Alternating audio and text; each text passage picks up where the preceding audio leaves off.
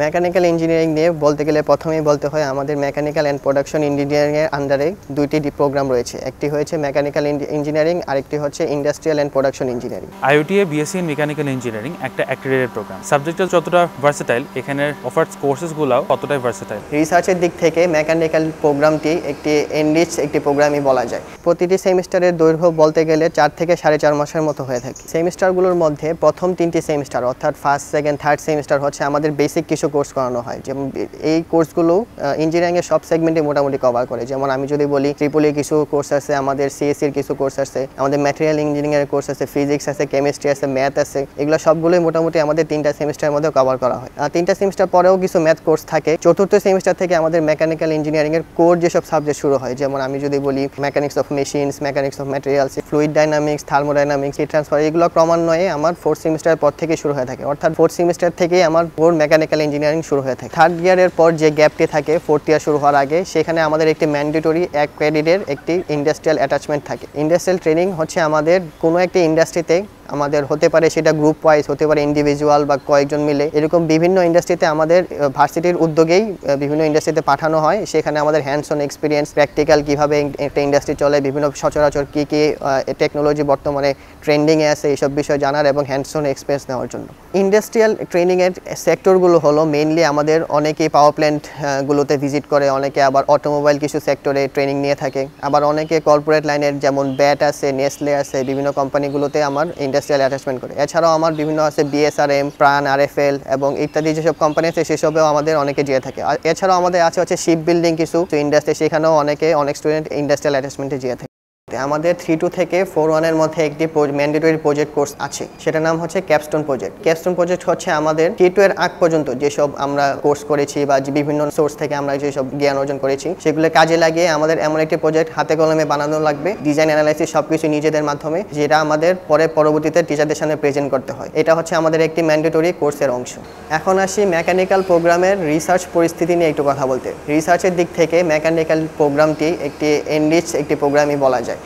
এখানে আমাদের যেসব স্টুডেন্টরা আছে তারা দেখা যায় যে অনেক সময় 2-1 থেকে বা 2-2 থেকেই বিভিন্ন বড় সিনিয়র ভাইয়েরা যারা আছে বা বিভিন্ন প্রফেসর টিচারদের সাথে লিঙ্কড আপ হয়ে যায়। লিঙ্কড আপ হয়ে কোনো না কোনো রিসার্চ প্রজেক্ট তারা শুরু করে দেয়। কিন্তু আমাদের যে একদম ম্যান্ডেটরি যে যদি রিসার্চের কথা বলি, ম্যান্ডেটরি রিসার্চের ক্ষেত্রে আমাদের 3-2 থেকে শুরু হচ্ছে আমাদের থিসিসটা আমাদের সবার জন্যই ম্যান্ডেটরি। এখন থিসিস যে আমরা যদি বলি থিসিসের টপিক কীভাবে সিলেক্ট করব, আমাদের বিভিন্ন লাইনের বিভিন্ন প্রফেসর আছে, তাদের সাথে আমরা লিঙ্ক আপ হতে আমরা ইউজুয়ালি তাদের প্রোফাইলগুলো ঘেটে তাদের সাথে আমরা যোগাযোগ করে তাদের সাথে আমরা থিসিসের প্রজেক্টে যুক্ত হই। এখানে যারা রিসার্চ করে স্টুডেন্টরা, শুধু আমি মেকানিক্যাল প্রোগ্রামই বলবো না, আইওটির ওভারঅল সব ডিপার্টমেন্ট সব স্টুডেন্টেরই একটি প্রধান ফোকাস থাকে আমরা যে থিসিসটা করি সেটা বিভিন্ন জার্নালে পাবলিশ করা, এবং কি প্রায় ম্যাক্সিমাম শিক্ষার্থী এই বিষয়টি করতে সক্ষম হয়। এই বিষয়টি আইওটিতে অনেক কমন একটি বিষয়।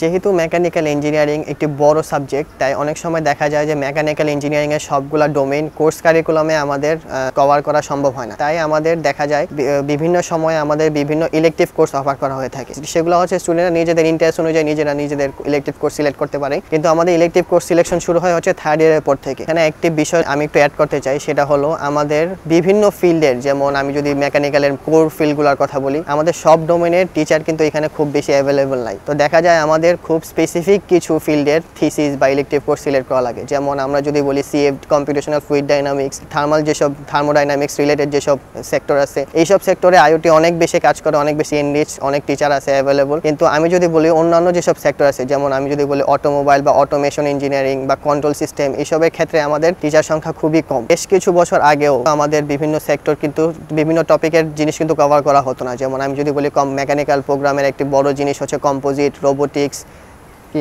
আচ্ছা, আমি যেটা বললাম আইওটিতে বেশিরভাগই হচ্ছে আমার থার্মোডাইনামিক্স বা computational fluid dynamics related teacher বেশি বা ওই রিলেটেড কাজ হয়। কিন্তু এর পাশাপাশি আইওটি নিজেদের মেকানিক্যাল প্রোগ্রামে নিজেদের ডেভেলপমেন্টের জন্য এখন বেশ কিছু জিনিস আরও অ্যাড করছে, যেমন কম্পোজিট ম্যাটেরিয়ালস, রোবোটিক্স, যেটা এখন সারা বিশ্বে একটা ট্রেন্ডিং বিষয়। এছাড়াও বায়োমেডিক্যাল ইঞ্জিনিয়ারিং সহ আরও বেশ কিছু টপিক অ্যাড করা হচ্ছে, যেগুলো আমি আশা করি যে মেকানিক্যাল প্রোগ্রামের ডেভেলপমেন্টে আরও ভূমিকা পালন করবে। আচ্ছা, মেকানিক্যালের প্রোস নিয়ে যদি আমি একটু বলতে চাই, অর্থাৎ সুবিধাগুলো কী কী, তাহলে আমাকে প্রথমেই বলতে হবে মেকানিক্যাল প্রোগ্রামের হচ্ছে অ্যালামনাইদের সম্পর্কে। আইওটি, এটা সবাই জানে, আইওটি মেকানিক্যাল প্রোগ্রামের অনেক স্ট্রং একটি অ্যালামনাই বেজ আছে, যারা হচ্ছে পৃথিবীর বিভিন্ন দেশে, ধরো তুমি ইউরোপ, নর্থ আমেরিকা বা ধরো আফ্রিকা, অস্ট্রেলিয়া, বিভিন্ন দেশে আমাদের মেকানিক্যাল প্রোগ্রামের অ্যালামনাইরা আছে। এখন যদি আমি বলি তাহলে দেশের অবস্থাটা কীরকম, দেশেও দেখা যায় যে আমাদের এটা আইওটির ওভারঅলের একটি টেন্ডেন্সি যে বেশিরভাগরাই হচ্ছে আইওটির থেকে পাশ করে বিদেশে চলে যেতে চায়। কিন্তু তাছাড়াও মেকানিক্যাল প্রোগ্রামে দেশেও কিন্তু একটা স্ট্রং অ্যালামনাই প্রেজেন্স আছে। তারা বিভিন্ন পাওয়ার প্ল্যান্ট বা কর্পোরেট সেক্টর, এবার এনার্জি সেক্টর, অটোমোবাইলস, বিভিন্ন মাল্টিন্যাশনাল কোম্পানি, বিভিন্ন সেক্টরে তারা কর্মরত আছেন। ফিউচার প্রসপেক্টসে আসলে এখানে যেহেতু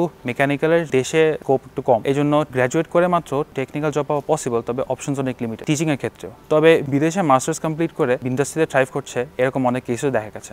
মেকানিক্যাল ইঞ্জিনিয়ারিং জবের ক্ষেত্রে বাংলাদেশের স্কোপটা আসলে একটু কম, বিশেষ করে টেকনিক্যাল লাইনে। এখন আমি বলতে পারো যে কর্পোরেট লাইন বা অন্যান্য যেসব লাইনে ইঞ্জিনিয়ারিং গ্র্যাজুয়েটরা চলে যায় সেসব লাইনে অবশ্য ভালো স্কোপ আছে, কিন্তু আমি যদি একদম কোর মেকানিক্যাল ইঞ্জিনিয়ারিংয়ের লাইনটা বলি সেখানে হচ্ছে স্কোপটা একটু ন্যারো। একজন সিএসসি গ্র্যাজুয়েট বা একজন সফটওয়্যার ইঞ্জিনিয়ারিং গ্র্যাজুয়েটের সাথে অথবা একজন বিজনেস রিলেটেড গ্র্যাজুয়েটের সাথে মেকানিক্যাল ইঞ্জিনিয়ারিং গ্র্যাজুয়েটের একটি কম্পারিজন, স্টার্টিং স্যালারি কম্পারিজন করি, সেক্ষেত্রে মেকানিক্যাল ইঞ্জিনিয়ারিংয়ের টেকনিক্যাল যেসব কোর সেক্টর আছে সেখানে হচ্ছে স্টার্টিং স্যালারিটা ওদের তুলনায় কিছুটা কম।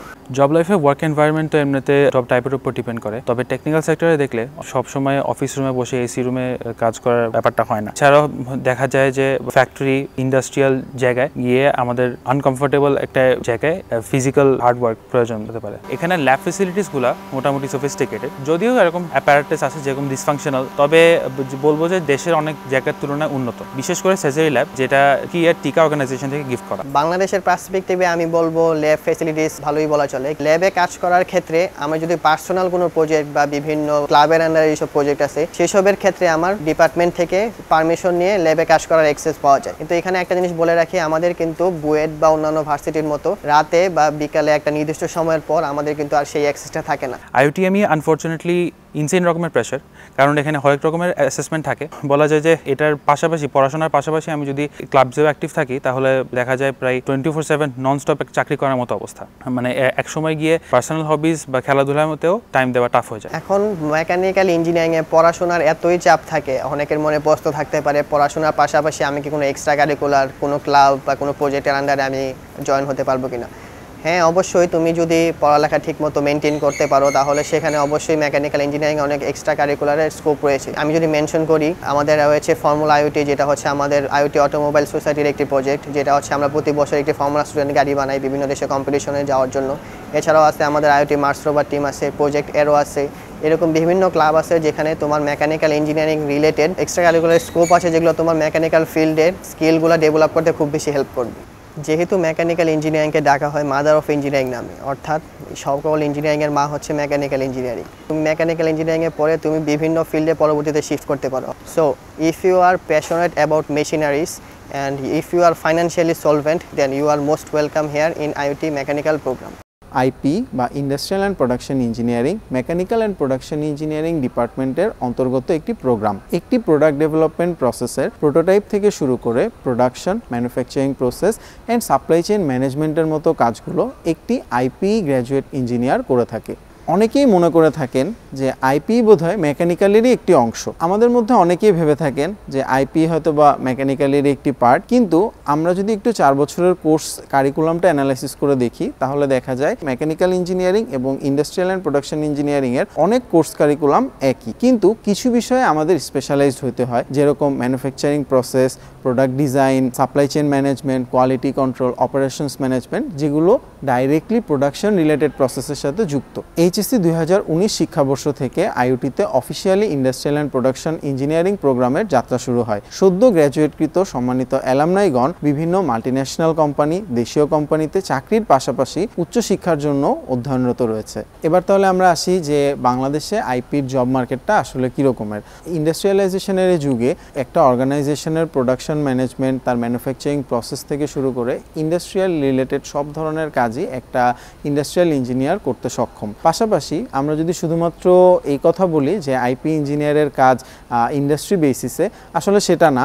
একটা প্রোডাক্ট ডেভেলপমেন্টের প্রোটোটাইপিং ফেজ থেকে শুরু করে একদম শেষ ফেজ পর্যন্ত সাপ্লাই চেইন ম্যানেজমেন্ট পর্যন্ত যে কাজগুলো আছে সেই কাজগুলোর জন্য আইপি ইঞ্জিনিয়ারদের যে চাহিদা সেটা বাংলাদেশে আসলে বেশ ঊর্ধ্বমুখী। বাংলাদেশের পাশাপাশি উচ্চশিক্ষার জন্য আইপির যে ডিমান্ড, ইন্ডাস্ট্রিয়াল ম্যানেজমেন্ট কিংবা প্রোডাকশন ম্যানেজমেন্ট, সেক্ষেত্রেও এটার ডিমান্ড অনেক। শুধু বাংলাদেশ না, উচ্চতর শিক্ষার জন্য বিদেশেও ইন্ডাস্ট্রিয়াল ম্যানেজমেন্ট বা প্রোডাকশন ম্যানেজমেন্ট থেকে শুরু করে এর শাখা প্রশাখায় অনেক যে বিষয়গুলো আছে সেগুলো নিয়েও উচ্চশিক্ষার একটি বেশ অপরচুনিটি রয়েছে।